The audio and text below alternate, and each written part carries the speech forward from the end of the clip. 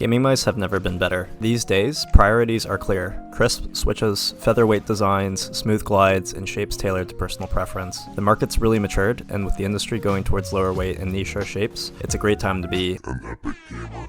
It actually used to be pretty simple. You get what you pay for. Back then, a higher price almost guaranteed a better mouse, but that changed when budget kings like the Razer Viper Mini showed up at $30, and now even cheaper options are clawing for attention. So here's the question: how little can you spend and still get away with something worth using? Today I've got two mice under $10 that might really surprise you. Let's start first with mouse number 1. This is the Global Sades M02. Found for $9.99 on Amazon. It has some really unique features. It has a hot swappable back shell and switches. It has a sensor that goes up to around 10,000 dpi. I'm guessing it's some variation of a PAW 3104. The weight is listed at 53 grams, although it actually on my scales comes in at 64 grams. The coating is this basic matte plastic kind of found on most cheap gaming mice, and in terms of extras, it does have 2 DPI buttons on top. Mouse 1 and mouse 2 have a lot of pre-travel, but swapping switches fixes this. Side buttons, really bad. They're plasticky with a lot of travel. The scroll wheel feels pretty solid with good grip, and mouse 3 is pretty easy to spam. As far as shape is concerned, it's a small and medium symmetrical design with a high middle hump and subtle curves, kind of like a mini GPX with better finger support. The thumb and pinky grooves make it easy to grip and lift up.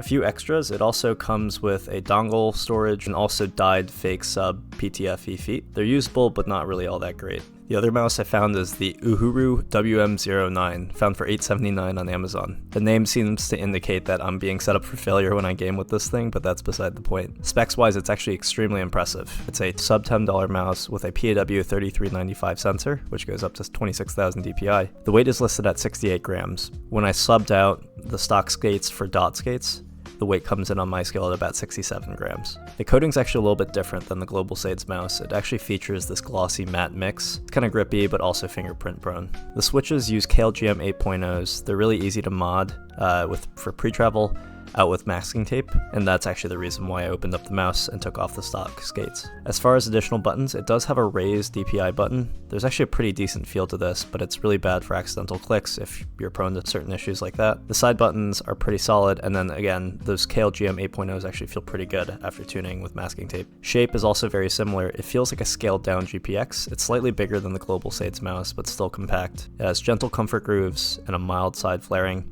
and a more gradual hump.